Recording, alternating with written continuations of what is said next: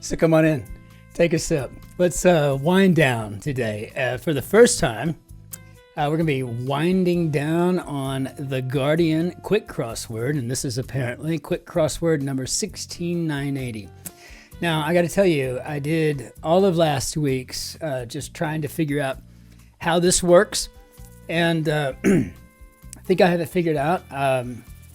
So today, the Quick Crossword number 16980 will be my very first one here. I had a lot of issues learning how to arrow around with the keys without moving the actual screen and just making a mess of it. So I'm hoping that I'm close. If not, I'll try to fix up what I screw up and edit. But I can tell you right now, this is going to be no easy task for this Yank because I spent a lot of time in England. I have spent a great deal of time in England. I used to make monthly drives up there from Southwest Germany to visit hospitals and clinics that I was responsible for in various Royal Airfield places.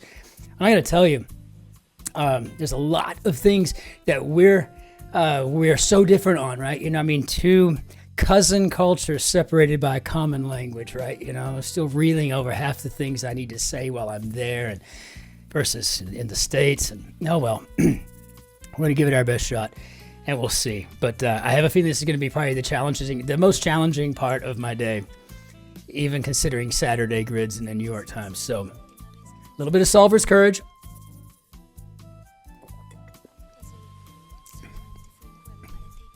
I might drink that whole bottle tonight, but in the meantime, let's see if we can go ahead and crack this thing open and see what we got here on me. Okay. Let me just gently place my mouse in here. I don't want to move this around too much. Using all possible methods. First of all, this is completely different grid setup. In American crosswords, everything has to kind of join and meet. There's very, very few black squares, and here it's not the case. It's just quite different. So using all possible methods, so we have 2 5-letter words and 1 3-letter words. So best I can think here is I'm probably going to put way here and see what that gets us. Wheel turner could be an axle. Autonomy. Oh, good Lord. Okay. Flop. I just don't know yet. Hair remover. Well, is this by any chance a Z?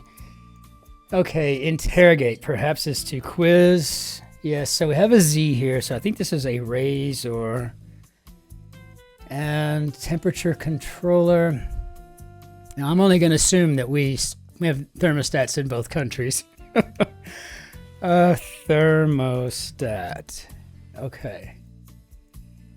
And also in this grid, when you type something, it doesn't skip something that you've already typed over. You have to just type right on through something. So it's very weird for me right now. Let's see. Confirm the truth of.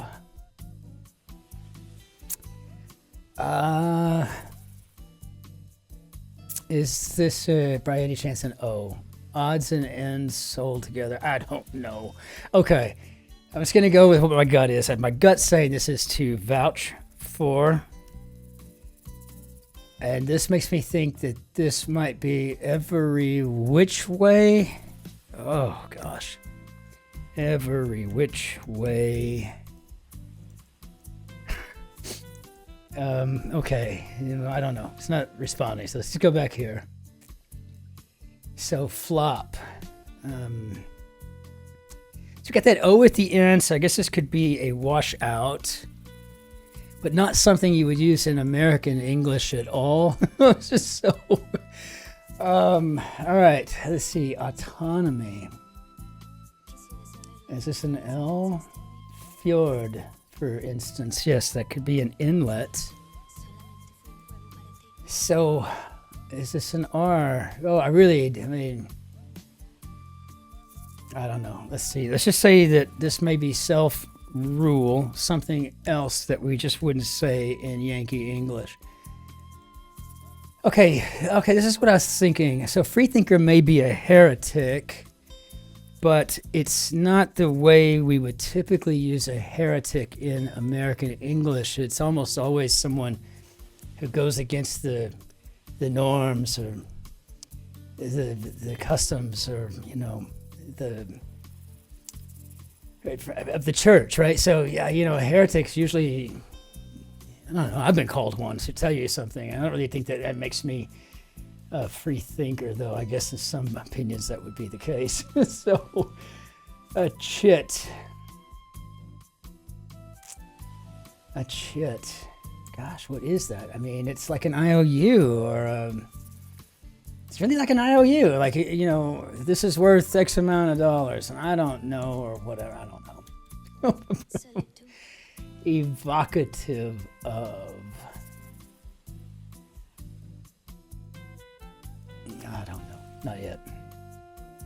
Local way of talking. I guess this could be a dialect.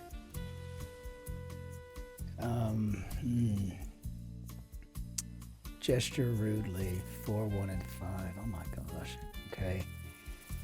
Pithy. All right. Odds and ends sold together. Gesture rudely. Toll road. Well, we would say this in American English. I don't know if this is right in the Queen's English, but a prickly seed pod, I guess that could be a burr. Yeah, see, that's why I keep forgetting. It doesn't skip over that U. I got to keep typing. Delay. Huh. Well, this, I think, is procrastinate. And where did that go? Why did that just leave? Why did that leave? Okay. All right. Procrastinate. All right. So pithy, I guess that could be laconic. Again, not a typical phraseology. Gesture rudely.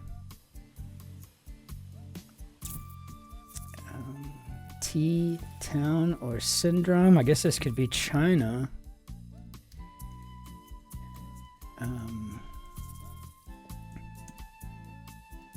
British actor David died in 83. My best guess would probably be Niven. And by the way, I'm a big fan of his work. The Light Brigade, you know, I mean, oh gosh, I mean, everything he was ever in was just great. I guess the U.S. Vice President would be a Veep. I mean, I should at least know that, right? Okay, let's see if we can get some of these here, because, I mean, really, this is a... I mean, I guess that could be a dictum. No. What do we have here? Odds and ends sold together. And I have heard this in the UK when I've visited. I have heard the term job lot when I was at an antique mall in Brackley. Could buy the whole table for £100 sterling or something, which was crazy to me, but it was a good deal. I bought it.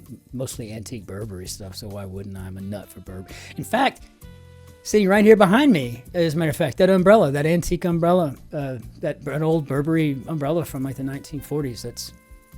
It never opened. I mean, it wouldn't open, but it was a nice thing to get for on that job lot. Okay, chit. Evocative. Oh, good Lord.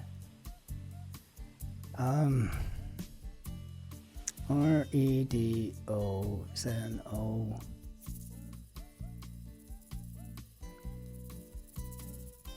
Only thing I can think of. I mean, and boy, you talk about this is just not a normal term that we would use. But man, I cannot keep the mouse in this little thing. This is crazy. I guess it must be the ads or something kicking the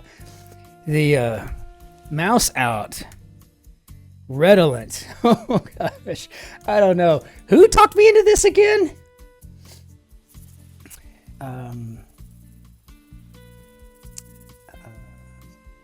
Chit.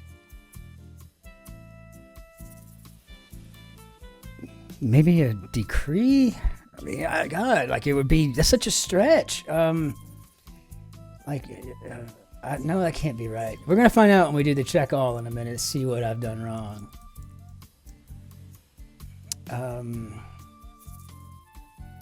I think I heard one time about this.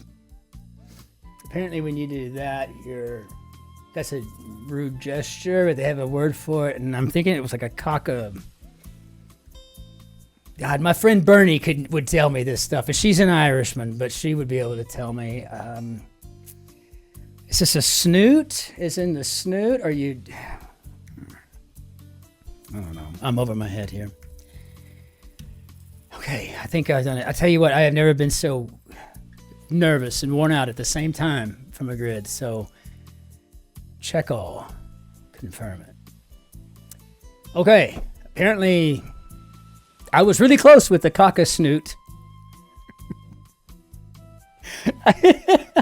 Okay, I thought at one point it could be a cock-a-snook, maybe.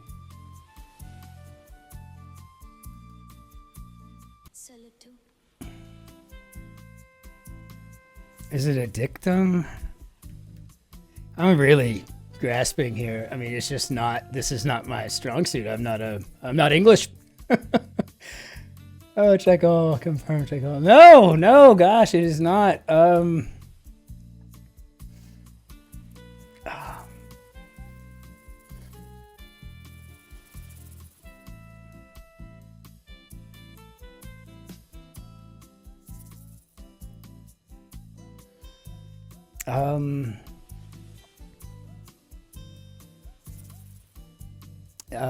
Okay.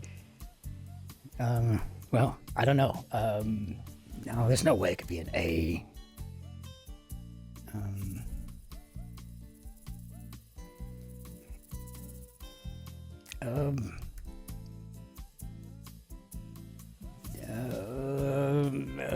I don't know. Let me just check. Oh, see if we got something right.